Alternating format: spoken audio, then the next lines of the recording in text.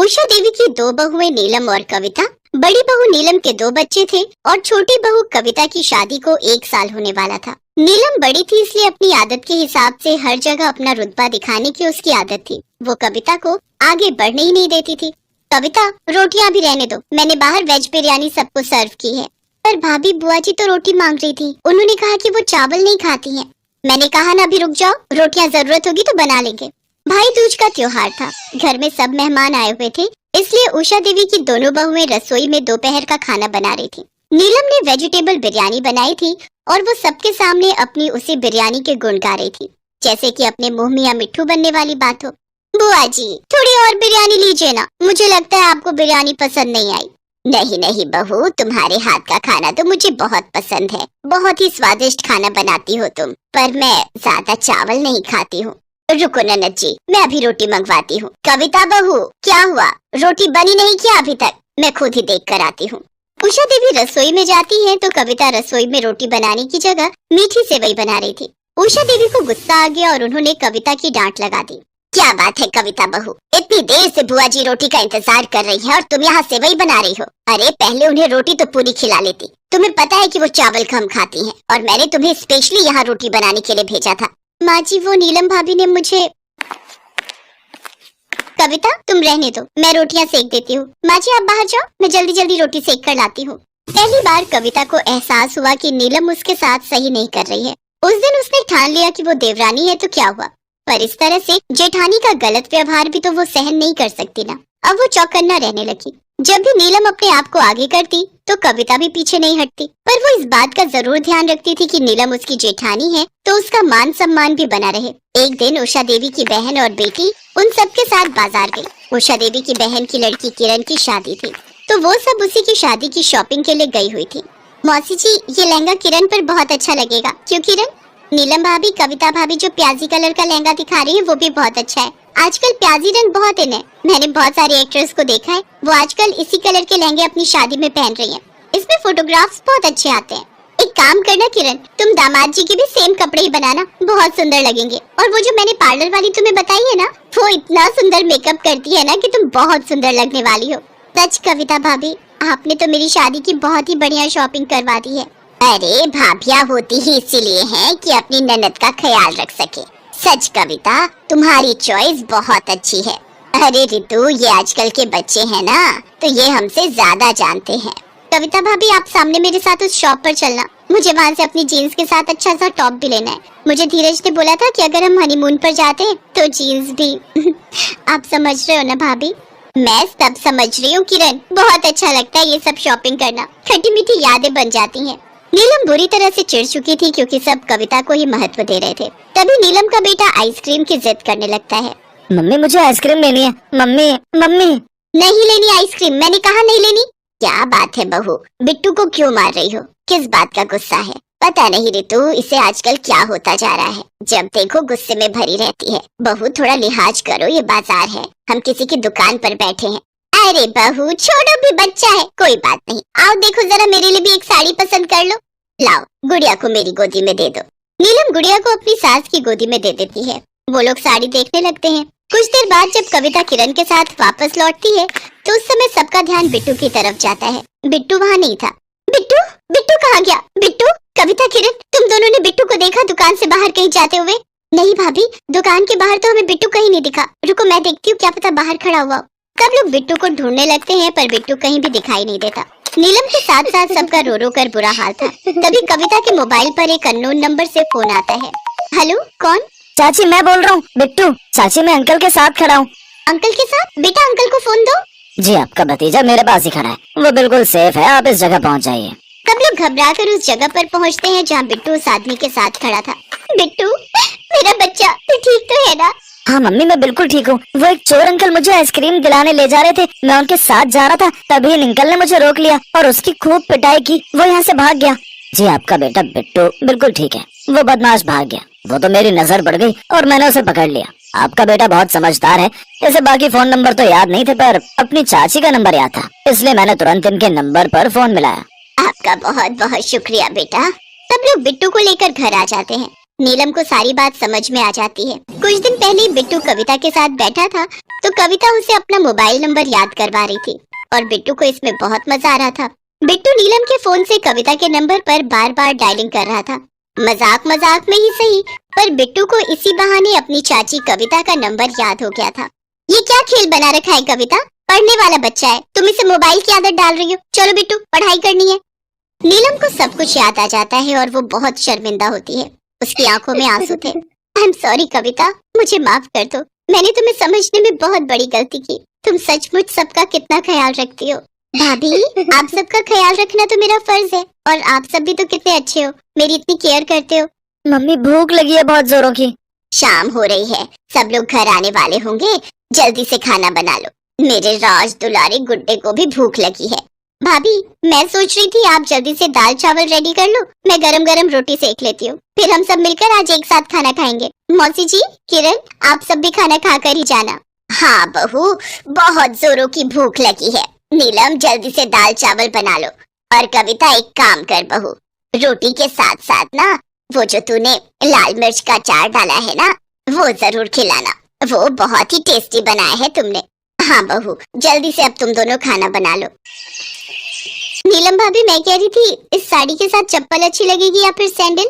इसके साथ तो हील वाली चप्पल ही अच्छी लगेगी। कुछ भी कहो भाभी, के चावल एक एक दाने खिले हुए बनते हैं। मुझे तो ऐसे चावल बनाने ही नहीं आते। भाभी, मुझे भी इस तरह के चावल बनाने सिखाओ ना, जिसमें एक एक दाना अलग हो। मुझे भी सीखना है। और फिर इस तरह हंसते और खट्टी मीठी बातें करते हुए देवरानी जेठानी दोनों एक दूसरे के गले लग जाती हैं।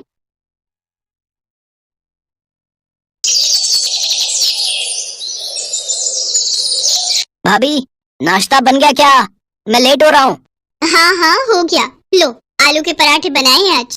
क्या बात है, मजा ही आ जाएगा फिर तो। जी करता है कि सारे काम छोड़ूं और आराम से बैठकर बस ये पराठे ही खाता रहूं। तू भी ना, चल अब जल्दी कर। नहीं सच में भाभी, आप ना बेस्ट हो। हाँ वो तो है, लेकिन जब रसिका आएगी ना इस घर में, तब देखेंगे कि तुम रसिका के गुण गाते हो या फिर मेरे। क्या भाभी, फिर वही बात। आप जाओ किचन में और मुझे पराठे पर फोकस करने दो। हाँ, देवर और भाभी का बड़ा ही प्यारा रिश्ता होता है। इसमें मान सम्मान भी होता है और हंसी मजाक भी। सरिता की शादी किशोर से हुई थी और राहुल उसका देवर था। किशोर और राहुल की उम्र में 10 साल का बड़ा अंतर था। जब राहुल छोटा था तभी उसके माता पिता का देहांत हो गया था। उनके जाने के बाद पहले किशोर ने और फिर भाभी बनकर आई सरिता ने राहुल को अपने बेटे की तरह पाला था। सरिता और किशोर की कोई औलाद नहीं थी, इसीलिए उन्होंने अपना सारा प्यार राहुल पर ही लुटा दिया था। राहुल मजे से पराठे खा रहा था कि तभी किशोर वहां आया। हाँ भाई, क्या बनाया आज? हाँ भैया, और मिलो वर्ल्ड की सबसे बेस्ट शेफ से, आलू पराठा स्पेशलिस्ट 10 सरिता भाभी से। मस्का लगाना तो कोई तुझसे सीखे। और बता क्या चल रहा है? कुछ नहीं, बस अगले महीने एग्जाम और फिर नौकरी की तैयारी। गुड। आज अगर माँ बाबूजी जिंदा होते तो कितने खुश होते। बस तू जल्दी से अपना काम धंधा शुरू कर, फिर हम रसिका को ले आएंगे पूरी धूमधाम से। क्या यार भैया, जब देखो वही बात। आप पराठे खाओ ना, और मुझे भी शांति के साथ पराठे खाने दो। अब ये शांति कौन है? उसके लिए भी पराठे पैक करवा दो क्या? चुप हो जाओ आप दोनों। किशोर के घर में हमेशा ऐसे ही हंसी मजाक का माहौल रहता था। किशोर एक कंपनी में काम करता था और सरिता घर संभालती थी। माँ बाप के एक साथ चले जाने के बाद रिश्तेदारों ने किशोर की शादी बहुत जल्दी कर दी थी ताकि वो दोनों मिलकर राहुल का ख्याल रख सके। सरिता भी भाभी नहीं बल्कि माँ के रूप में राहुल का पूरा ख्याल रखती थी। ऐसे ही कई दिन गुजर गए। राहुल की कॉलेज की पढ़ाई अब खत्म होने वाली थी। फिर एक दिन कॉलेज में। हाय। हाय रसिका, कैसी हो? मैं ठीक हूँ, आप कैसे हो? अरे यार, ये तो मुझे आप क्यों बोलती हो? तो क्या बोलूं? तुम बोलो ना, जैसे मैं तुम्हें बोलता हूँ। मैं आपको तुम बोलूं? फिर वही बात। अच्छा खैर छोड़ो, अंकल आंटी कैसे हैं? वो बढ़िया है। आप बताइए, भैया भाभी कैसे हैं? हाँ, वो भी मस्त है। अच्छा रसिका, मैं चलता हूँ, मुझे दोस्तों के साथ फिल्म देखने जाना है, तो मैं लेट हो रहा हूँ। ठीक है, बाद में मिलते हैं। Okay, bye bye. रसिका चाहती थी कि राहुल उसे भी अपने साथ फिल्म देखने ले जाए, लेकिन राहुल रसिका से हर वक्त कन्नी ही काटता रहता था। रसिका वहाँ से दुखी होकर घर की तरफ चल पड़ी। दरअसल राहुल और रसिका के पिता बहुत अच्छे दोस्त हुआ करते थे। उन दोनों ने बचपन में ही रसिका और राहुल की शादी तय कर दी थी। पर शादी से पहले ही राहुल के माता पिता का देहांत हो गया। लेकिन किशोर और सरिता दिल से चाहते थे कि रसिका ही उनके घर की बहू बनकर आए, इसीलिए वो रसिका का नाम लेकर राहुल को छेड़ते रहते थे। रसिका भी राहुल को ही अपना पति मान चुकी थी। वो कभी कभार जानबूझकर राहुल से मिलने के लिए सज धज कर तैयार होकर कॉलेज आती थी, उससे बात करने की कोशिश करती थी, लेकिन राहुल उससे बचता फिरता था। लेकिन अब जब दोनों बड़े हो गए थे तो शादी की बात भी चलने लगी। आओ आओ किशोर बेटा, कैसे हो? नमस्ते आंटी जी, मैं ठीक हूँ। नमस्ते आंटी जी, आप कैसी हैं?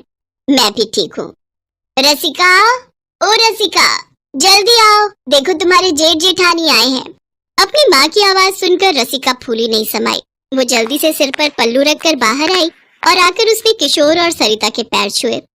हालांकि उसकी नजरें किसी को ढूंढ रही थी। क्या हुआ रसिका, किसे ढूंढ रही हो? जी किसी को नहीं, मैं चाय लाती हूँ। रसिका की बात सुनकर वहाँ सभी लोग मुस्कुरा दिए। तभी किशोर ने कहा, आंटी अब वक्त आ गया है, हमें जल्दी से अपनी जिम्मेदारियाँ निभा देनी चाहिए। हाँ बेटा, मैं भी यही चाहती हूँ। मेरी तबीयत भी ठीक नहीं रहती, डॉक्टर भी जवाब दे चुके हैं। जिस शुगर ने रसिका के पापा को निकल लिया वही अब मुझे भी मार रही है। अब तो इंसुलिन भी कोई काम नहीं करता है। हिम्मत रखिए आंटी जी, सब ठीक हो जाएगा।